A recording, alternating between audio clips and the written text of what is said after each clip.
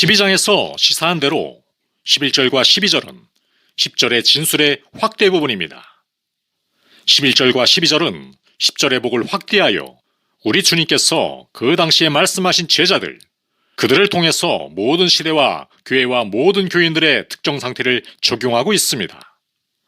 하지만 이 복의 확대 부분이 그 의미에 무언가를 추가시키고 있고, 이렇게 함으로써 기독교인에 관한 어떤 그 이상의 진리들을 나타내기 위한 것이라고 말할 수 있는 데에는 일리가 있다 하겠습니다. 지금까지 살펴본 대로 팔복은 모두 한 군데로 모으면 기독교인의 윤곽이 잡히게 되어 있습니다. 팔복은 하나의 합성 인물을 묘사하므로 팔복의 각 복은 기독교인의 성격의 일부를 보여줍니다. 기독교인을 서술하기가 힘들다 하겠습니다. 하지만 최선의 서술 방법은 기독교인이 나타내는 여러 자질들을 함께 묘사하는 방법입니다. 마지막 복의 이 확대 부분에서 주님은 다시 기독교인의 성격에 많은 빛을 던져 밝혀줍니다. 앞서 반복해서 살펴본 대로 기독교인을 관찰하는 데에는 두 가지 방법이 있습니다. 여러분은 그 모습 그대로 그를 볼 수 있겠습니다. 그리고 이 생에서, 이 세상에서 그에게 일어나는 여러 가지 일들에 대한 그의 반응에서 그를 관찰할 수 있겠습니다. 여러분들은 기독교에 관해 어떤 명확한 진술을 표현할 수 있습니다. 하지만 그가 다른 사람들과 접촉할 때, 그리고 그들에 대한 그의 처신에서 그의 사람됨을 더 많이 알게 되는 것입니다. 지금 살펴보고 있는 두 절은 이 두 번째 부류에 속하는 것입니다. 우리는 박해에 대한 기독교인의 반응을 살펴보고 있기 때문입니다. 주님이 본문에서 기독교인에 대해 말씀하신 것에는 세 가지 원칙이 나타나 있습니다. 이 원칙은 아주 분명합니다. 하지만 우리가 이 원칙들을 잊고 있다는 사실을 우리는 자복해야 한다고 생각합니다. 첫째 원칙은 다시 기독교인은 기독교인이 아닌 모든 사람과 다르다는 것입니다. 주님께서 다른 무엇보다 강조하고 싶어 하신 것이 이 원칙이었기 때문에 우리는 이 원칙을 이미 살펴본 바 있습니다. 여러분은 주님이 내가 세상에 화평을 주러 온 줄로 생각하지 말라, 화평이 아니요 검을 주러 왔노라 라고 말씀하신 것을 기억하실 것입니다. 환원하면 나의 사역의 취지는 분열, 곧 아버지와 아들을 분열시키고 어머니와 딸을 분열시키기 위한 것이며 사람의 원수가 자기 집안 식구일 수도 있다라는 것입니다. 예수 그리스도의 복음은 기독교인과 비기독교인을 명명백백하게 구별하고 구분합니다. 비기독교인이 어떤 방법으로 박해하는가는 중요하지 않습니다. 사실은 어떤 모양, 어떤 형태로든 박해를 한다는 것입니다. 비기독교인은 기독교인에 대하여 적대감을 품고 있습니다. 12장에서 살펴본 대로 마지막 복이 기독교인에 대하여 그처럼 미묘하고 커다란 시금석이 되는 이유도 이 때문입니다. 우리가 살펴본 대로 기독교인의 성격에는 그 무언가 다른 점이 있습니다. 우리 주님의 성격을 담는 것이기 때문입니다. 이것은 항상 박해를 불러들이고 있습니다. 이 세상에서 하나님의 아들처럼 박해를 받은 사람은 아무도 없습니다. 종이 주인보다 높지 못한 법입니다. 그러므로 기독교인은 같은 운명을 체험합니다. 이것이 여기서 매우 명백한 원칙으로 나타납니다. 비기독교인은 기독교인을 헐뜯고 박해하고 갖은 거짓말로 악담을 합니다. 어째서입니까? 기독교인은 그들과 근본적으로 다르며 비기독교인은 이것을 알기 때문입니다. 기독교인은 조금이라도 다른 사람들과 같지 않습니다. 그는 본질적으로 다릅니다. 그는 다른 성품을 가지고 있으며 다른 사람입니다. 둘째 원칙은 기독교인의 삶은 예수 그리스도와 그리스도에 대한 그의 충성과 모든 일을 그리스도를 위해 하려는 관심의 통제와 지배를 받는다는 것입니다. 나를 위하여 모욕을 당하고 박해를 받고 터무니없는 말로 갖은 비난을 받으면 너희가 복이 있다. 그들은 어째서 박해를 받습니까? 그리스도를 위해 살기 때문입니다. 저는 이것으로부터 기독교인의 전 목적은 자기를 위해 사는 것이 아니요 그리스도를 위해 사는 것이라고 추론하는 바입니다. 사람들은 기독교인이 아니면서도 서로 불쾌감을 주며 박해할 수 있으나 이것은 그리스도를 위한 박해가 아닙니다. 기독교인의 박해의 특이한 점은 그리스도를 위한 것이라는 데 있습니다. 기독교인의 삶은 항상 주 예수 그리스도의 통제와 지배를 받아야 하며 그의 보시기에 종가의 원칙에 지배를 받아야 합니다. 이것은 신약 성경 어디서나 찾아볼 수 있습니다. 기독교인은 새 사람으로서 그리스도로부터 새 생명을 받고 자기가 그리스도와 그의 완전한 사역에, 특히 그의 십자가 위에 죽으심의 모든 것을 빚지고 있음을 알고 나는 내 것이 아니라 값으로 사신 바 되었다라고 다짐합니다. 그러므로 기독교인은 그를 위해 죽으시고 값으로 사셨고 다시 사신 분의 영광을 위하여 남은 여생을 살고 싶어 합니다. 그러므로 기독교인은 몸과 혼과 영 모든 것을 그리스도에게 바치고자 소원합니다. 주님은 이것을 가르치셨을 뿐 아니라 신약 서신의 어느 곳에서나 강조하고 있습니다. 그리스도를 위하여 라는 것은 기독교인의 삶을 통제하는 동기가 됩니다. 이것은 우리를 다른 모든 것과 구별하고 기독교 신앙 고백을 철저하게 시험하는 시금석이 되는 것입니다. 우리가 참된 기독교인이라면 우리가 실천하는 면에서 아무리 실패하더라도 우리의 소원은 그리스도를 위하여 그의 이름을 찬양하고 그에게 영광 돌리기 위해 사는 것이어야 하겠습니다. 기독교인의 세 번째 특징은 기독교인의 삶은 앞으로 임할 하늘나라에 대한 생각의 통제를 받아야 한다는 것입니다. 기뻐하고 즐거워하라. 너희가 하늘에서 받을 상이 크다. 너희보다 먼저 온 선지자들도 이와 같이 박해를 받았다. 이것은 다시 신약 성경의 가르침의 기초적이며 필수적인 요소의 일부가 됩니다. 이 점은 매우 중요한 교훈이며 신약 성경 어디서나 찾아볼 수 있습니다.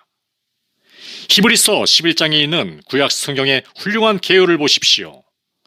저자는 이 사람들이 믿음의 영웅들이라고 말합니다. 그들의 비결이 무엇이었습니까? 그 비결은 그들이 우리는 이 땅 위에 영원한 도시를 가진 것이 아니라 장차 올 도시를 찾고 있는 것입니다 라고 한 데 있습니다. 그들은 모두 하나님께서 설계하시고 지으실 튼튼한 기초를 가진 도성을 찾고 있던 사람들입니다. 이것이 그 비결입니다.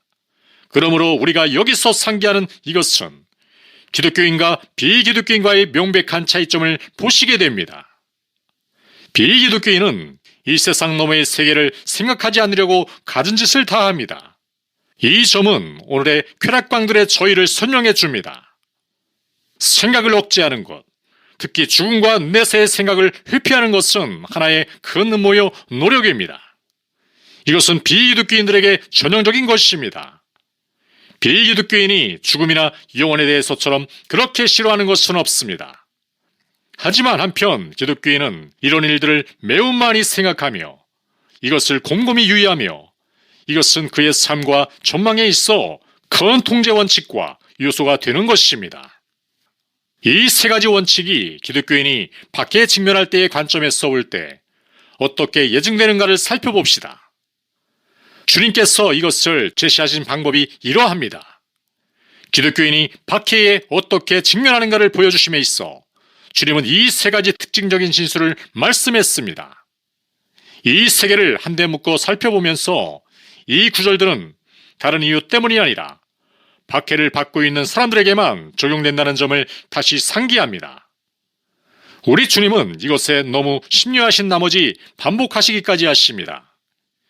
기독교인의 삶에서 오는 축복은 그의 조건을 순종하는 사람들에게만 약속되었으며 모든 약속에는 항상 조건이 붙어 있습니다.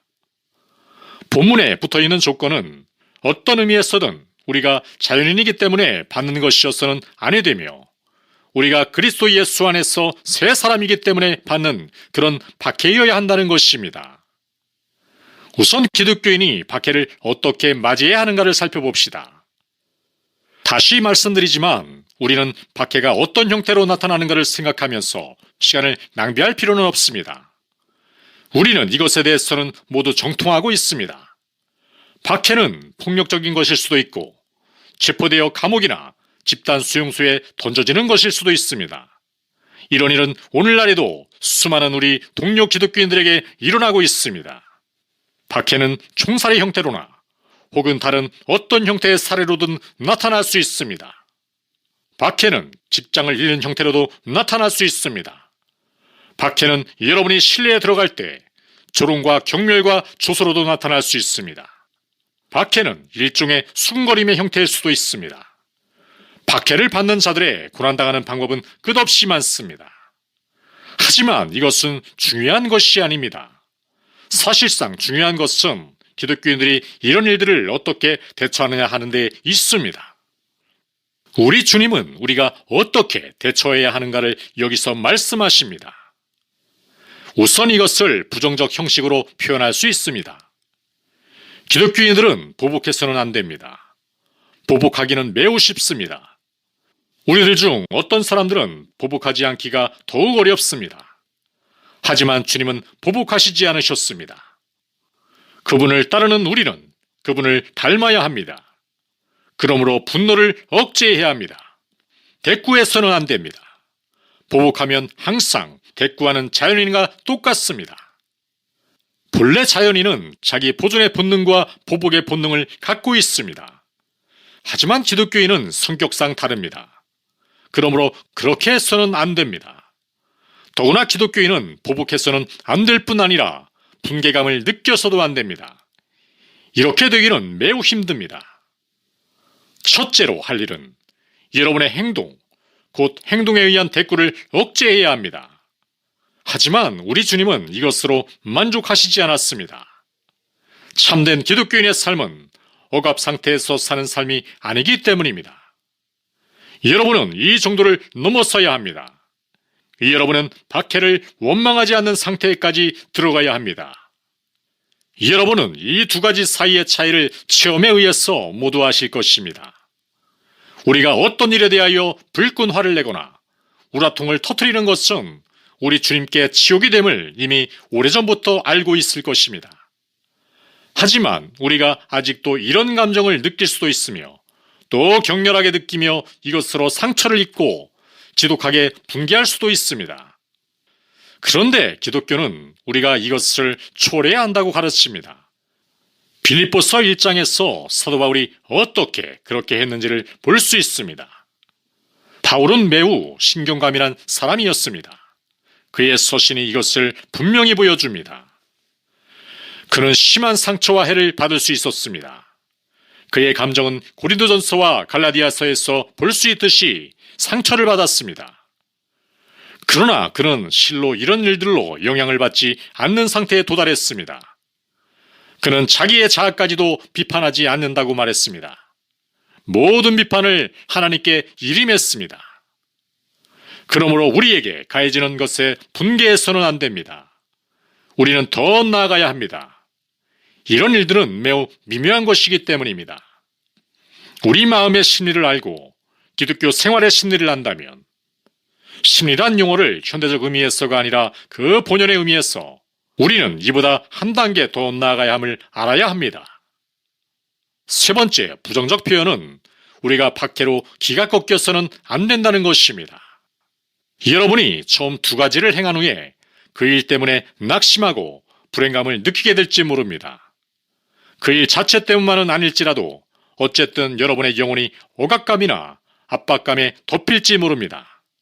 여러분이 어떤 특정인에 대하여 분개감을 느낀다는 것이 아니라 여러분 자신에 대하여 어째서 이래야 하는가? 어째서 내가 이런 취급을 받고 있는가? 라고 자신에게 말하게 될 것입니다. 그러므로 여러분의 신앙생활이 억압과 우울감으로 억눌리고 여러분의 신앙생활을 제어할 수 없게 될 것입니다. 이건 역시 주님께서 시인하시지 않은 일입니다. 주님은 기뻐하고 즐거워하라 라고 명쾌히 말씀하심으로써 밝히 천명하셨습니다. 우리는 팔복을 살펴보는 가운데 팔복이 신약 성경의 다른 무엇보다 그들 스스로 그들 자신의 노력으로 기독교인이 될 수 없다고 상상하는 사람들의 철저한 오류와 쓸데없음을 더 분명히 보여주는 것은 없다는 사실을 거듭 살펴보아 왔습니다. 이것이 기독교인됨을 말합니다. 여러분이 박해를 받으며 다른 사람들에게서 터무니없는 말로 갖은 비난을 받을 때 여러분은 기뻐하고 즐거워합니다. 하지만 자연인에게는 이것이 전혀 불가능합니다. 자연인은 자기의 보복 정신을 억제할 수 없습니다. 그리고 분개감을 제거할 수는 더욱 없습니다. 그로서는 이런 형편에서 기뻐하고 크게 즐거워하는 일을 하지 못합니다. 하지만 이것이 기독교인의 위치요. 기독교인들은 이런 위치로 부르심을 받았습니다. 우리 주님은 이런 일들에서 우리가 주를 닮아야 한다고 말씀하십니다. 히브리서 저자는 이것을 한마디로 표현했습니다. 그는 자기 앞에 놓여있는 기쁨을 바라보고 부끄러움도 상관하지 않고 십자가를 참으셨습니다. 이상은 우리가 첫 번째 명제로서 살펴본 것입니다. 지금까지 기독교인이 실제 생활에서 박해에 대처하는 방법을 살펴보았습니다. 이번에는 두 번째 질문을 던져봅니다. 기독교인은 어째서 이렇게 즐거워해야 하며 이 일은 어떻게 가능한가?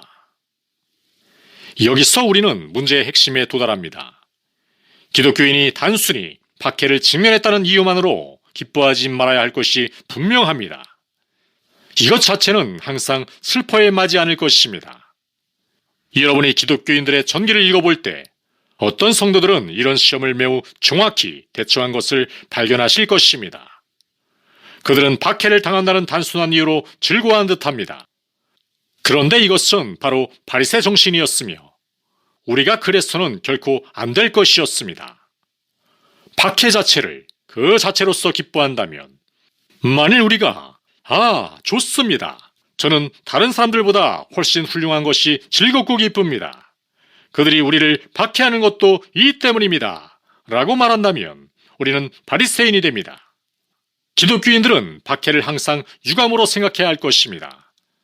사람들이 죄 때문에 사탄의 지배를 받기 때문에 그처럼 비인간적이며 마귀같이 행동하는 것은 기독교인에게 있어 큰 슬픔의 원인이 됩니다. 기독교인은 어떤 의미에서 박해하는 사람들의 죄의 결과를 보고 가슴이 터지는 듯한 감을 느껴야 합니다. 그러므로 기독교인은 박해에 직면할 때 박해 자체를 기뻐하지 않습니다. 그러면 어째서 박해를 기뻐합니까? 우리 주님의 대답은 이러합니다. 기독교인이 주님을 위해 받고 있는 박해는 그가 누구이며 어떤 신분인가를 증명하는 것입니다. 기뻐하고 즐거워하라. 하늘에서 너희의 상이 큼이라. 너희보다 먼저 온 선지자들도 이와 같이 박해를 받았다. 그러므로 여러분이 그리스도를 위해 박해를 받고 욕을 당한다면 여러분은 하나님의 선택받은 종들이요 지금 하나님과 함께 있어서 영광 중에 기뻐하는 선지자들과 같음을 하십니다. 기뻐할 것은 이것입니다. 이것이 우리 주님이 만사를 승리로 변화시키는 한 방법입니다. 어떤 의미에서 주님은 마귀마저도 축복의 원인으로 만드십니다. 마귀는 주님의 중개작용을 통하여 기독교인을 박해하며 불행하게 합니다. 그러나 이것을 올바로 보신다면 여러분은 즐거워해야 할 원인을 발견할 것이며 사탄을 향하여 고맙다. 너는 내가 하나님의 자녀라는 증거를 제공하고 있다. 그렇지 않았다면 그리스도를 위하여 박해를 받지 말아야 했을 것이다 라고 말할 수 있습니다. 야고보는 그의 서신에서 이것이 여러분의 부르심과 자녀됨의 증거요 여러분이 하나님의 자녀됨을 확실히 알게 하는 것이라고 했습니다. 두 번째 논증을 통하여 이것을 증명해 봅시다. 두 번째 논증이 우리가 그리스도와 동일한 신분이 되었음을 의미하는 것은 물론입니다. 우리가 그리스도를 위하여 중상과 박해를 받는다면 우리 삶이 주님의 삶과 같이 되었음을 의미함에 틀림없습니다. 우리는 주님이 받은 대우를 받고 있는 셈입니다.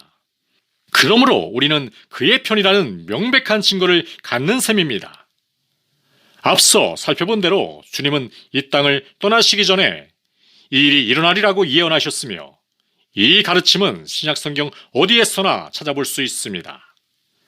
예를 들면 사도 바울은 여러분은 그리스도를 믿는 특권뿐 아니라 그리스도를 위하여 고난당하는 특권도 받았습니다 라고 했습니다.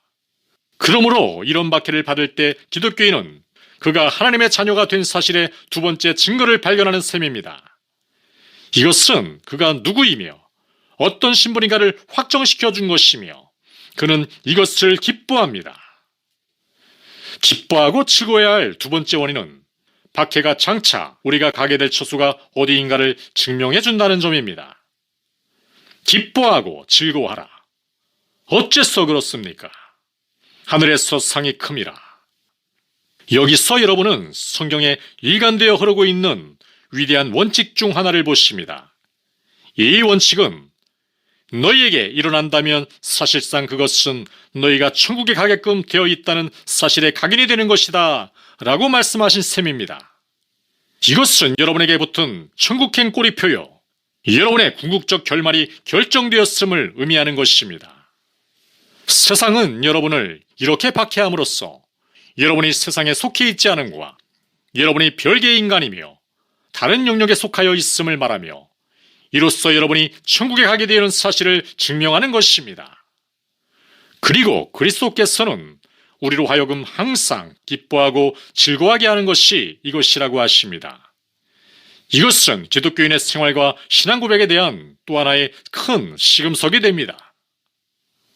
앞서 지적한 대로 우리가 자신에게 물어야 할 질문은 이것이 우리가 기뻐할 원인인지, 그리고 세상이 우리에게 준 바 우리가 천국으로 하나님께로 가게 되어 있다는 증거가 이 유쾌한 기대감으로 우리를 충만케 하는 원인인가 하는 것입니다. 이것을 표현해 보겠습니다. 여러분은 기뻐하고 즐거워해야 할 원인이 우리를 기다리고 있는 보상 때문임을 믿으십니까? 기뻐하고 즐거워하라. 하늘에서 너희의 상이 큼이라. 이것을 이런 방법으로 살펴봅시다. 이 논증에 의하면 내게 일어나는 모든 일에 대한 나의 전망은 이 세 가지의 지배를 받아야 한다는 것입니다. 즉, 내가 누구이며 내가 어디로 갈 것이며 내가 거기에 이를 때에 나를 기다리고 있는 것이 무엇일까 하는 것입니다. 여러분은 이런 논증을 성경에서 많이 보실 것입니다. 사도 바울은 언젠가 이것을 이렇게 표현했습니다. 그것은 지금 우리가 당하고 있는 일시적인 가벼운 환난과 비교할 수 없을 정도로 영원하고 큰 영광을 우리에게 가져오기 때문입니다. 우리가 바라보는 것은 보이는 것이 아니라 보이지 않는 것입니다. 기독교인은 항상 이것을 바라볼 수 있어야 합니다. 하지만 이 점에서 몇 가지 반대론을 취급해 봅시다. 어떤 사람은 이런 보상 개념이 기독교인들이 누릴 올바른 보상관인가 라고 묻습니다. 기독교인의 동기는 그를 위해 천국에 준비되어 있는 보상에 관한 생각의 지배를 받아야 하는가? 여러분은 다음의 경향이 있음을 아십니다. 이것은 특히 20세기 초기에 그랬습니다. 즉, 저는 보상을 구하고 처벌을 두려워하는 따위의 이런 개념을 좋아하지 않습니다. 저는 기독교인은 그 삶 자체를 위하여 살아야 한다고 생각합니다 라고 말하는 사람들이 있습니다. 이런 사람들은 천국이나 지옥에는 관심이 없으며 그들은 기독교의 이 놀라운 사람에만 관심이 있다고 말합니다. 여러분은 그들이 한 손에는 물 한 동이, 다른 손에는 불이 붙고 있는 연탄불 한 동이를 들고 다니는 동방 어떤 나라의 여인의 이야기를 하는 것을 기억하실 것입니다. 어떤 사람이 그 여인에게 무엇을 하려고 하는가 라고 물었더니 그 여인은 한 손으로는 지옥을 물바다로 만들고 다른 한 손으로는 천국을 불태우려 한다고 했습니다. 보상이나 처벌에는 관심이 없고 죽음 건너편에 대한 동기 없이 기독교인의 생활에서 순전히 기쁨만을 누린다는 관념은 많은 사람들에게 매혹적으로 보이는 것 같습니다. 이 사람들은 자기들이 특이한 기독교인이라고 생각합니다. 그러나 주님의 말씀을 토대로 우리가 그들에게 할 수 있는 말은 그들의 자세가 아예 비성서적이며 성경에서 빗나가는 모든 가르침은 그것이 아무리 멋지게 보여도 항상 잘못이라는 것입니다. 모든 것은 성경의 가르침으로 시험을 해봐야 합니다. 그 시금석이 본문에 들어있습니다. 기뻐하고 즐거워하라. 하늘에서 너희의 상이 큼이라. 제가 이미 여러분에게 상기시켜드린 대로 히브리 서신의 저자는 그리스도께서 자기 앞에 놓여있는 기쁨을 바라보고 십자가를 참으시고 부끄러움도 상관하시지 않으셨다고 말씀드리지 않았습니다. 주께서 참으신 것은 그 너머에 있는 것을 보셨기 때문입니다. 우리는 이것을 어디서나 봅니다. 사도 바울은 고린도전서 3장에서 그의 삶, 특히 그의 사역을 지배한 것은 그날의 모든 사람의 일이 불로 시험받을 것이라는 사실이었다고 말씀합니다. 바울은 저는 이 한 기초 위에 무엇을 세우고 있는지 조심합니다. 저는 나무나 풀이나 지프로 세우는가 금속으로 세우는가 매우 조심합니다. 그날이 오고 있으며 그날이 오면 사실을 선언할 것입니다. 모든 사람의 행한 일이 판단을 받을 것이며 그의 일에 따라 보상을 받을 것입니다. 라고 했습니다. 보상은 기독교인의 삶에서 매우 중요합니다. 바울은 다시 고린도서 5장에서 우리가 다 그리스도의 심판대 앞에 나타나 선한 일이든 악한 일이든 우리가 육신으로 행한 모든 행위에 대하여 그대로 보응을 받아야 할 것이기 때문입니다. 우리가 주를 두려워할 줄을 알기 때문에 사람들을 권면합니다. 라고 했습니다. 그리고 디모데후서에서 자기의 생활을 돌이켜보는 대목에서 바울은 자기 앞에 놓여있는 면류관, 주께서 자기 머리에 씌워줄 면류관을 생각하고 있습니다. 이것이 성경의 가르침입니다. 하나님께 감사할지어다. 이런 일들은 우리를 격려하기 위해 기록되었습니다. 복음은 비인간적이며 어떤 특정인과만 관계가 있는 것이 아닙니다. 이 보상관념이 성경에 있으니 우리는 이런 일들을 생각하고 묵상하게끔 되어 있습니다. 성경과 성경의 명백한 가르침 대신 어떤 이상주의 철학을 제시하지 않도록 주의합시다. 그러나 두 번째 질문으로 이 보상이 어떻게 가능한가? 모든 은혜로 말미암으며 사람은 은혜로 구원받는다고 나는 생각한다. 어째서 보상을 말하는가? 라고 묻는 사람이 있을 수 있습니다. 성서는 이 보상 자체도 은혜로 말미암는다고 대답하는 것 같습니다. 우리가 구원을 공로로 얻는다거나 받을 자격이 있다는 뜻도 아닙니다. 하나님께서는 우리를 자녀들처럼 대하신다는 뜻입니다. 아버지는 자녀들이 하기를 바라는 일들이 있으며 그것이 그들의 의무임을 그들에게 말씀해 줍니다. 아버지는 또 그들이 그 일들을 한다면 그들에게 보상을 주실 것이라고 말씀합니다. 아이가 보상을 공로로 받을 수 있다는 뜻이 아닙니다. 보상은 은혜로 주시는 것이며 아버지의 사랑의 표현입니다. 이처럼 하나님은 무한하신 은혜로 이런 일들의 계약을 맺어 우리를 격려하며 사랑과 감사의 생각으로 가득 채워주십니다. 어느 누가 천국을 얻을 자격이 있다거나 공로로 얻을 것이라는 뜻이 아닙니다. 성서의 가르침은 하나님께서 자기 백성에게 보상하신다는 것입니다. 저는 더 나아가서 보상에는 차이가 있다고 말씀드립니다. 누가복음 12장의 말씀을 예로 듭시다. 거기에 매를 많이 맞은 종들과 덜 맞은 종들의 기록이 있습니다. 이것은 하나의 신비입니다.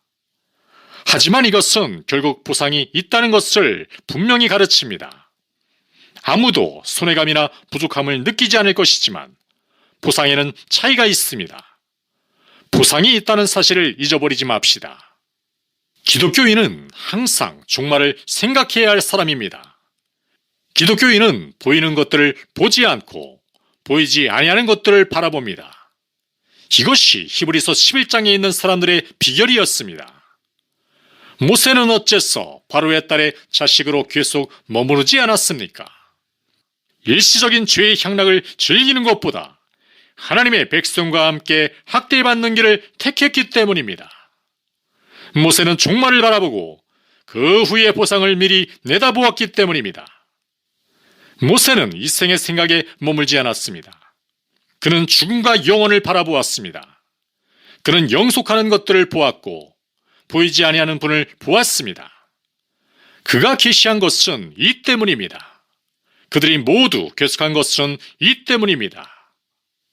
바울은 골로새서에서 여러분은 땅에 있는 것들을 생각하지 말고 위에 있는 것들을 생각하시오 라고 했습니다.